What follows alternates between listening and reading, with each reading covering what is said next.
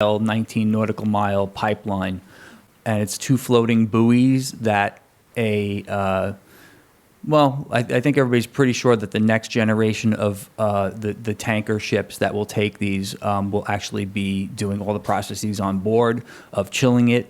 And if they're chilling it on board, that probably means that it's going for export. But that's not what the company's saying. The company's saying it's for domestic use, but nobody can tell me where they're going to get gas cheaper to bring it here than our gas is here. So there's a little bit of a discrepancy there. The company swore hand on heart on TV last week that it's for import. Nobody can show me the economics of how they can do that. So it's about exporting our gas that we have here, and it's about getting the gas from the shale fields out. And all of this will actually increase our costs in direct conflict of what they're saying that this project should go through, because it's going to decrease our costs. It will not. So that's what's going on with that. Great, thank you. And it does sound like there's a real sort of parallel between these projects, right? I mean, in one case, you have the gas, coming out of Pennsylvania and being exported by land, and in the other case, you have gas being exported by sea. So it does seem that these are all sort of different parts of the same picture. I wonder if you could elaborate a little bit more, and Matt, maybe you could speak to this about what some of the risks are about having liquefied natural gas ports like Port Ambrose in a busy harbor like the New York Harbor.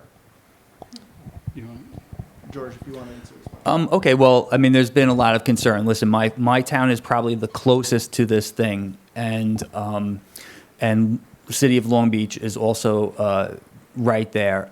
So I was talking to some of our first responders to see if they would come out and speak, and they're not really, they don't feel it's their place, but they do tell me that this is not something, if there is some kind of disaster, it's not a matter of, first off, they're volunteer firefighters. We don't have a paid fire force. We have 30 or 40 guys in their 40s and 50s that go out and take care of the community, and luckily we have some kids coming in, but that's who's going to be on the front line of any kind of disaster.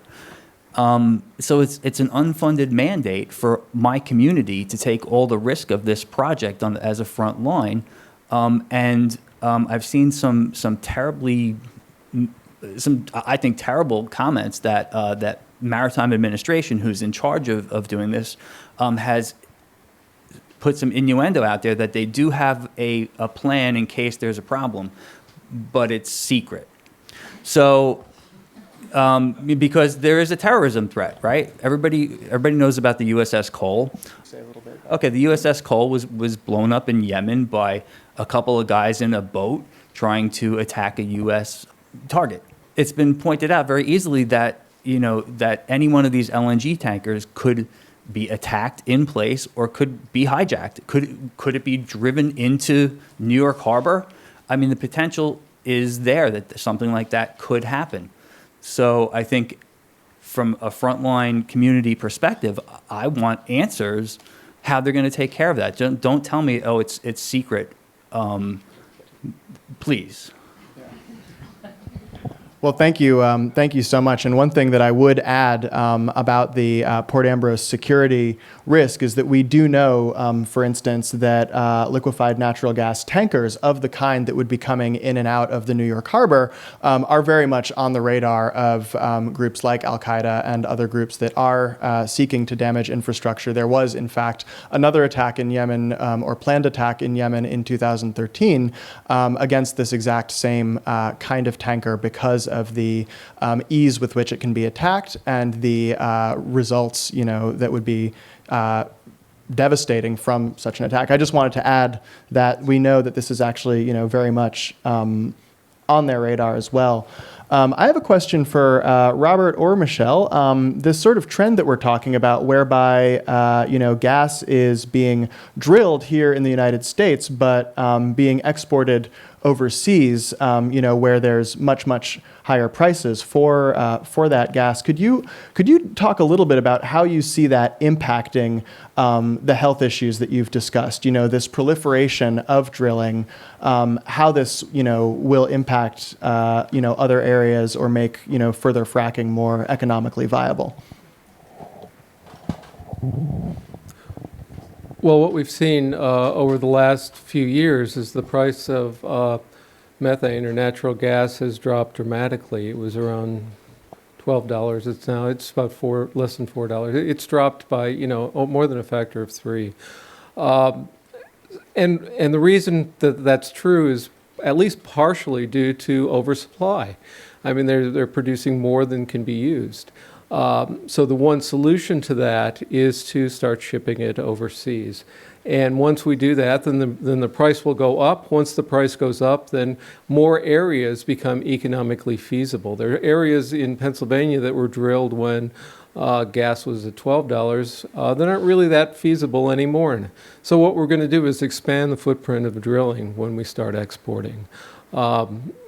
At the same time, all these same companies are trying to frack other countries as well. So at least some of those markets will soon have their own gas and their own environmental problems.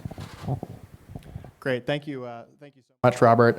You guys have put together this really incredible testament to the impacts on farming and agriculture that this industry has. I wonder if there are other ways in which this industry, the fracking industry, is impacting other forms of agriculture, like fishing in the area that Port Ambrose is being proposed. Could you speak, either one of you, Matt or George, to the reaction from the fishing community on these projects? Yeah, I think the Port Ambrose at the hearing, the fishermen were. Sport fishermen in particular were very spoke out against it pretty strongly, and the terrorism threat is a serious one, but the environmental threat is most certainly a serious one. This area is starting to come back. Whales are starting to come back into this area, and it's a heavily trafficked area to begin with, and there's very limited space. So to bring this in would really kind of upset the apple cart, so to speak. And it's mostly sports fishermen and recreation that's kind of happening there. That would be, I think, upset for the most. And these communities, like George was saying, are just coming back too from Sandy. So we are 2+ years out, and people are just getting back into their homes or just starting to rebuild. So to put this type of project in their backyard and have them take all the risk is just, it's unbelievable. And it's really kind of scary when you start to connect all the dots and look at the economics of really see what's happening and what's going on. So everyone that participates or lives in the water there or recreates around the water has something to lose by this project. No one really, the only people who are gaining from this are offshore bank accounts.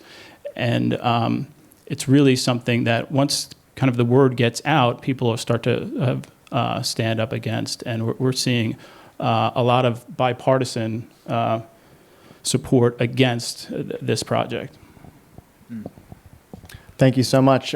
Susie, I wonder if you could speak to this as well. We're hearing about how fracking is impacting communities that depend on agriculture in the drilling stage and also in the exporting stage. But I wonder if you could speak to how what the reaction has been amongst agricultural workers in the projects that you've been working on as well, and how this is predicted to impact agriculture in those areas.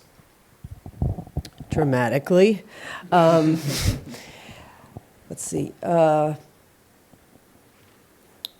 With the Constitution pipeline, say, or the NED project, those are, again, at least coming through New York, the NED is co-located with the Constitution again. So the Constitution is going to be a new right-of-way. That means that it will propose, as proposed now, and it has received its FICE, its final environmental impact statement. So FERC has approved it with its rubber stamp, as they always do.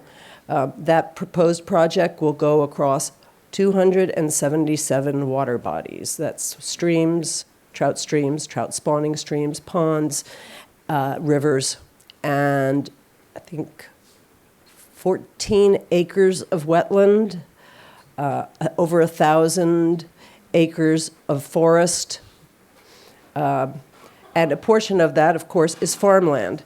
And so you can imagine, how does a farmer deal with the pipeline when it's coming through their property? It separates their land. It makes it so that portions of their property can't be used. They have restrictions on how they can pass over it, over the pipeline. That's one aspect.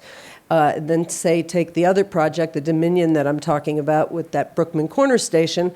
That station is surrounded by about a good portion of the property are organic certified dairy farms.